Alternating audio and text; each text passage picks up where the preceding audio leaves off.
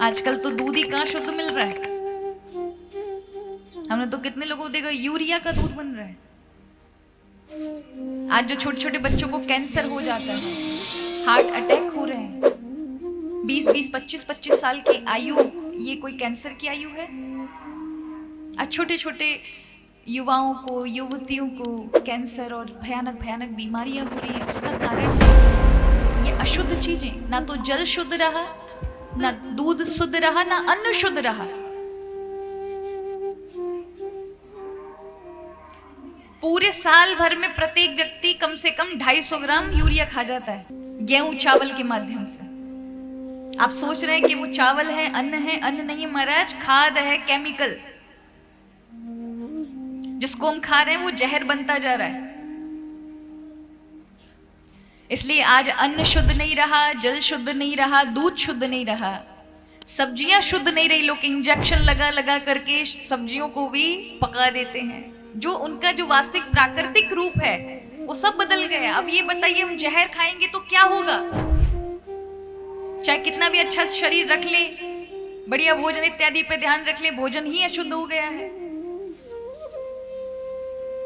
तो मेरा तो ये है कि जितनी भी अगर थोड़ा बहुत गमला वमला ले आओ, उन्हीं में ही सब्जियां वब्जियां बो दिया करो महाराज। घर में थोड़ा सा ये कार्य करो।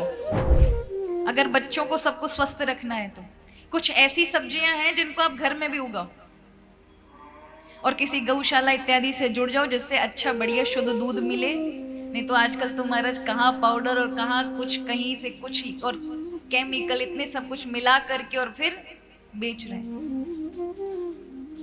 मिठाइयां भी शुद्ध नहीं रही। इसलिए मेरा किसी के लिए कोई विरोध नहीं है, पर हमारे समाज में ये सब चीजें चल रही हैं और धड़ल्ले से चल रही है। हमारे यहाँ किसान को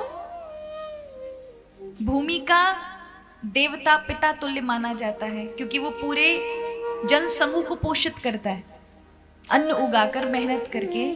लेकिन प्राय कुछ किसान ऐसे हैं जो पैसों के लालच में आकर अलग से खेती तो अपने लिए करेंगे और बाकी बेचने वाली खेती अलग करेंगे, जिसमें केमिकल भर भर के डालेंगे, जहर। अब आपको क्या लग रहा है, ऐसे किसान बच पाएंगे? ईश्वर के डर से तो बिल्कुल नहीं बचेंगे। लेकिन वो समाज को क्या दे रहे हैं? अपने लिए अलग खेती करके वो जो साल भर का गेहूं है वो अलग निकाल लेते हैं। मेरे बच्चे बीमार ना हो, मेरा परिवार बीमार ना हो, लेकिन दुनिया मरे महाराज। तो ये गलत है। इसीलिए हमारे शास्त्र बार बार बोलते हैं, हमारी गैया का जो खाद होता है ना महाराज, वो अत्यंत लाभकारी है पृथ्वी के लिए, अत्यंत। आज पृथ्वी का जो स्वरूप है, अनाज उगाने की जो उसकी शक्ति है, वो कम होती जा रही है। और कई बार आने वाले समय में अगर हमने नहीं रोका और गैया के खाद का इस्तेमाल नहीं किया, जैविक खाद का नहीं इस्तेमाल किया, तो होगा क्या? हमारी यही पृथ्वी कुछ सालों के बाद अन्न उत्पादन करना बंद कर देगी। जितनी बूढ़ी गैया उतना ही उसका खाद बहुत महत्वपूर्ण हो जाता है। इसलिए बहुत ध्यान रखें महाराज, कम से कम जितना हो सके अपने संतानों को और अपने आप को आज इस अंधाधुंध मिलावटों से बचाइए।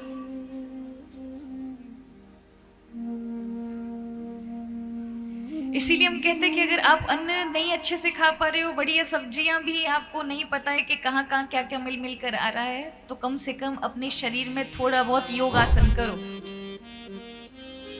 थोड़ा घूमो फिरो, श्वास प्रश्वास लो, तो कम से कम कुछ तो आपके जीवन में असर होगा कि बीमारियों से लड़ने की क्षमता तो होगी।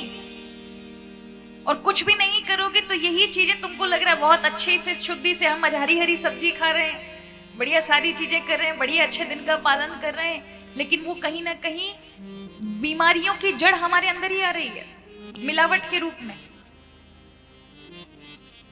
इसलिए एक ही बात कहेंगे, शुद्धता का ध्यान रखें।